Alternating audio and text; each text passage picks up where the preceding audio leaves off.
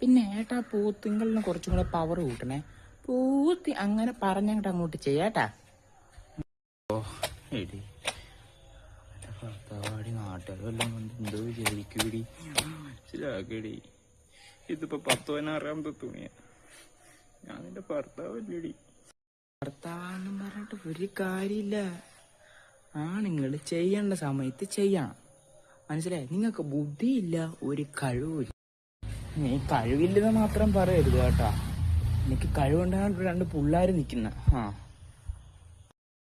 ഇങ്ങനെ മണ്ട പോയി എനിക്കെന്തിനാ? അതാ വരും വേറൊരു മണ്ട. ഇത് കണ്ട കണ്ട. Hi mummy. പിന്നെ അമ്മ വേറൊരു കാര്യം അറിയാം.